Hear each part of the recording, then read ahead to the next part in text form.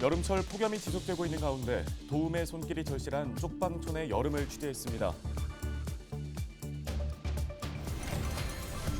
서울 지하철 5호선 연장 노선을 두고 지자체 협의체가 결론을 내지 못하고 있는 가운데 인천 주민들 사이에서도 노선 갈등이 심화되고 있습니다.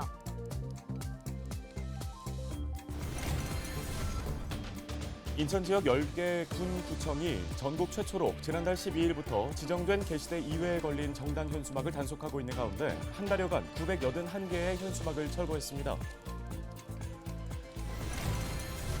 부천시가 멀리 가지 않고도 내 집 앞에서 나들이 할 수 있는 곳을 지역의 대표 팔경으로 꼽아 관광 자원으로 활용하고 있습니다. 주요 명소들을 둘러봤습니다.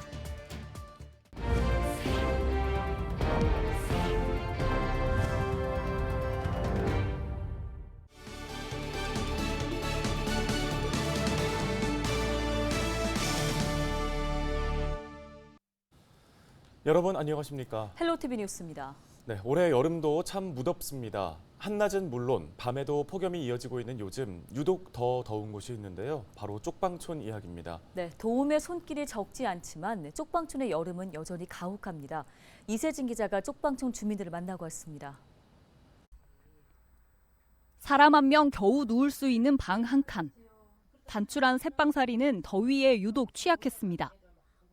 몇 년 전 아픈 남편을 먼저 떠나보낸 권 씨에게 혼자 남은 여름은 전쟁 같았습니다. 쪽문을 닫으면 오갈 데 없는 열기가 온몸을 짓눌렀지만 밤에는 그 문마저 걸어 잠가야 했습니다. 네, 어디 나갔다 들어오면은 방 안이 완전 한주막이잖아요. 그치? 너무 덥지. 또 여자 혼자 있으니까 밤에 잘 때는 문도 못 열어놓잖아요. 그래가 자다가 막 하루에 몇 번씩 사고도 하고 막 그런 식으로 보냈죠. 뭐. 올여름은 그나마 덜 무섭습니다. 권 씨를 돕는 쪽방 상담소 직원들 덕분입니다. 잊지 않고 챙겨주는 생수도 반가운데 올해는 에어컨까지 설치해줬습니다. 받으신 도움 중에서 뭐가 제일 좋으셨던 거예요? 에어컨이지요. 에어컨하고 완전 물 같은 생수도 물 끓여 먹어야 되잖아요. 에어컨 없을 때 물 끓여 봐봐 얼마나 덥겠어요. 생각을 해봐봐. 쪽방촌으로 향하는 따뜻한 손길 속에도 사각지대는 여전합니다. 체감 온도가 33도까지 오른 한낮. 70이 넘은 조할머니의 단칸방에는 작은 선풍기 하나가 돌아가고 있습니다. 더운 바람만 연신 뿜어내지만 동사무소에서 가져다준 이 선풍기가 할머니의 여름나기를 돕는 유일한 수단입니다. 한낮에는 막 햇빛이 막 따라가지고 막 더워요. 이게 더운 건 사실이야. 근데 저거 틀어놓고 막 붙여주려고 막 근데 밤에는? 저녁 때는? 밤에 그러니까 저거 다 열어놓고 다 열어놓고 겁도 없지 그러니까. 작년까지는 에어컨을 설치해주겠다며 얼굴도 모르는 사람들이 여러 번 왔다 갔습니다. 하지만 오래된 집 상태를 보고 이내 다들 돌아갔습니다. 이 방을 떠날 수도 없는 할머니에게 더위는 결국 혼자 참아내야 하는 숙제입니다. 저 벽을 두드려 봐요. 다 이거 화파냐. 어디다 뭐 못 찌르려고 뭐 저거. 이사 가는 것도 오고 방도 이거 마땅한 데 없어. 해가 갈수록 뜨거워지는 여름. 도움을 받아야 할 사람은 늘어나고 있지만 쪽방촌 주민을 돌보는 이들의 사정도 어렵긴 마찬가지입니다. 풀릴 생각 없는 경기에 대규모 재난 상황마저 연이어 터지면서 여름철 취약계층을 위한 후원이나 예산도 넉넉하지만은 않습니다. 현재 폭염이나 장마 또 그리고 잼버리 문제 때문에 저희들에게 지원해주던 물품들이 그쪽으로 이제 가면서 저희들이 상대적으로 지원을 받지 못하는데 적절한 어떤 그 물품이라든지 식사라든지 이런 것들이 제공되는 데 있어서 굉장히 열악한 지금 상황에 있습니다. 시민들의 어떤 따뜻한 그런 관심이 절실하게 필요한 상황입니다. 연일 쏟아지는 폭염 대책들에도 취약계층에게는 더 가혹하기만 한 여름. 쪽방의 여름은 올해도 쉽게 식지 않고 있습니다. 헬로티비 뉴스 이세진입니다. 멀리 가지 않고도 집 앞에서 나들이를 즐길 수 있는 주요 명소들이 있죠. 부천은 이 장소들을 지역을 대표하는 팔경으로 꼽아 관광 자원으로 활용하고 있습니다. 네, 어떤 곳들인지 왜 주목받고 있는지 이정화 기자가 둘러봤습니다. 지난해 개관한 부천 호수식물원 이른바 수피아. 돔 형태의 대형 식물원입니다. 문을 연 지 1년 만에 18만 명이 다녀갔습니다. 계절이나 기후변화와 무관하게 400여 종이 넘는 특이 식물을 관람할 수 있습니다. 수피아는 부천 8경 명소 가운데 하나로 이름을 올렸습니다. 시승격 50주년을 맞아 지난달 선포한 지역 명소 부천 8경. 당초 심사를 통해 오른 후보군 14곳 가운데 시민 투표를 거쳐 확정했습니다. 장미 테마공원을 주제로 지난 1998년 조성된 백만송이 장미원은 매년 여름 단연 인기가 좋습니다. 여기에 수목원과 박물관, 식물원까지 있는 부천 자연생태공원을 비롯해 자연경관을 활용한 명소도 손에 꼽힙니다. 매년 4월 7만 그루 분홍빛 진달래가 군락을 이루는 원미산의 진달래 동산과 함께 6개 코스, 모두 48km에 이르는 둘레길은 도심 외곽의 산과 들판, 하천을 하나로 연결한 테마길입니다. 만화와 웹툰 등 부천의 문화 콘텐츠를 앞세운 한국만화박물관. 지난 5월 개관한 부천 아트센터는 파이프 오르간을 설치하는 한편 세계적인 음악가들의 공연을 앞세워 관객몰이에 나서고 있습니다. 또 국내 최초로 폐소각장을 활용한 문화재생시설 부천 아트벙커 B3구까지 모두 8곳입니다. 부천은 하반기 8경을 중심으로 한 투어 프로그램 등을 통해 관광산업의 활로를 찾겠다는 구상입니다. 부천을 대표하는 명소인 부천 8경을 많은 시민들이 알 수 있도록 홍보를 해나가고요. 8경하고 연계되는 다양한 어떤 관광 상품들을 연계해서 부천에서 머무를 수 있는 관광도시로서 크게 발전할 수 있는 어떤 큰 전환점이 될 수 있도록. 다양한 국제축제를 개최하면서도 하루 이상 머무는 관광객은 찾아볼 수 없다는 게 매번 단점으로 지적됐던 부천. 8경으로 압축한 주요 명소들을 잇는 새로운 관광 콘텐츠를 개발하는 게 문화도시의 시급한 과제가 됐습니다. 헬로티비 뉴스 이정아입니다.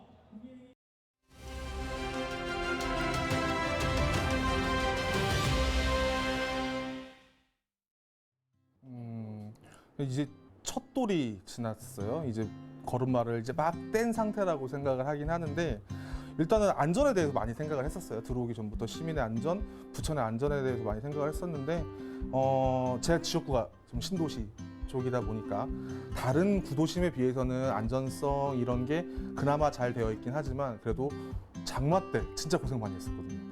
그 하수도에 낙엽들 쌓여가지고 물 그거 치워내고 아 이게 이런 일도 해야 되는구나 뭐 이런 생각도 했었고 여러 가지 일들이 좀 많이 있었죠. 첫 조례였어요. 7월에 딱 들어오자마자 첫 조례했던 게 전기 충전 시설에 전용 소화기 비치 지원하는 조례를 작년 7월 했고 올해 딱 7월에 1년 만에 그 사업이 시작을 했어요. 그래서 그 많은 예산은 그렇게 많지는 않지만 신청을 받아서 지금 이제 올해 8월에 시행을 하고 있고 전기 차량이 화재가 나게 되면 전용 소화기가 비치되어 있지 않은 아파트들이 많기 때문에 이런 걸 비치했을 때 시민 여러분의 반응이 굉장히 좋았고 지역구 현안은 아직도 해결하지 못했지만 영상문화단지 개발 사업이 아직도 딜레이가 되고 있는 게 안타깝죠. 그리고 제 임기 안에서는 어떻게든 영상문화단지 개발 사업은 정상적인 절차 내에서 할 수 있도록 최선의 노력을 다할 것입니다.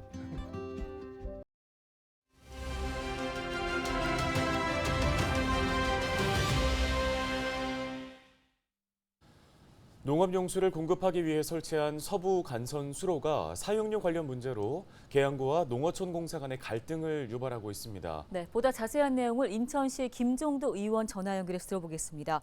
의원님 우선 수로를 설치한 이유가 좀 궁금한데요. 앞으로 이 수로의 사용처에 대해서 좀 설명해 주실까요?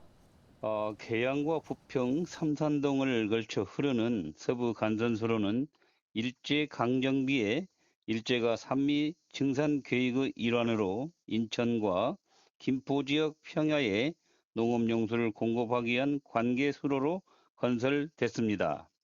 그러나 농업용 인공수로라는 태생적 한계 때문에 물이 흐르지 않아 물이 생태 하수 등 외부 유입물과 섞여 결국 고질적인 악취와 수질 오염이 재발되고 말았습니다. 이러한 문제 해결을 위하여 계단천을 흐르는 유지용수를 서부 간선수로로 끌어오기 위해 1.6km짜리 관로를 수로 주변에 설치해서 물질을 유지하고 악취를 방지하는 한편 수변 산책로와 침수 공간을 조성해서 계양구와 심장을 가로지르는 서부 간선 수로가 프랑스 파리의 세네강과 같이 역할을 할 수 있도록 해야 합니다. 네, 하지만 농어촌공사는 이 해당 수로가 농업용수 공급 외의 목적으로 사용된다며 이의를 제기했는데요. 현재 농어촌공사와 계양구의 입장은 각각 어떻습니까? 해당 수로가 한국농어촌공사 김포지사 소유이다 보니 신수공간 사업 착공 전인 1919년부터 인천시와 계양구는 농어촌공사와 수로 사용에 대해 협의를 했습니다. 당시 농어촌공사는 농안기 수로 사용이 농업과 관련이 없다며 서운동에서 용종까지 1.6km 구간의 수로와 주변 땅을 사용하는 데 연간 1억 원의 토지 점용료를 내야 한다고 주장을 했습니다. 반면 계양구에서는 농안기 용수 공급이 농업용수의 수질 유지를 위한 것이라면서 농업 목적에 부합하기 때문에 1억 원의 점을 내는 것은 부적절하다고 반박을 해왔던 것이며 더불어 농어촌 정비법상 수질 개선 등 환경오염 방지를 위한 용수가 농어촌 공사에 포함되어 있기 때문에 농업용수 공급 목적의 사용이 아니라는 주장도 하고 있는 게 사실입니다. 예, 적법하고 올바른 방향으로 갈등이 원만하게 좀 해결되기 위해서 계양구와 농어촌공사의 어떤 태도가 필요할까요? 시 법률사무소 법률 자문 결과에 따르면 시가 용수로가 흐르지 않는 농안기의 서부 간선수로 산책로에 관로를 배설하여 관로를 통해 용수를 끌어올린 후 다시 용수를 계산천 방향으로 물을 방류하는 것은 환경 오염을 방지하기 위한 용도로 농업 생산 기반 시설이나 용수를 사용하는 것에 대해 해당되어 본래 목적대로 사용하는 것으로 볼 수 있다고 답변을 받았습니다. 따라서 농어촌 공사가 점용료를 적절한 수준으로 인하하고 계양구와 원만하게 합의해서 서부 간선수를 인근 주민의 생활 편의와 환경 개선을 도모하는 것이 바람직하다는 이런 답변이 왔던 것입니다. 네, 알겠습니다. 말씀은 여기까지 듣겠습니다. 인천시의회 김종득 의원이었습니다.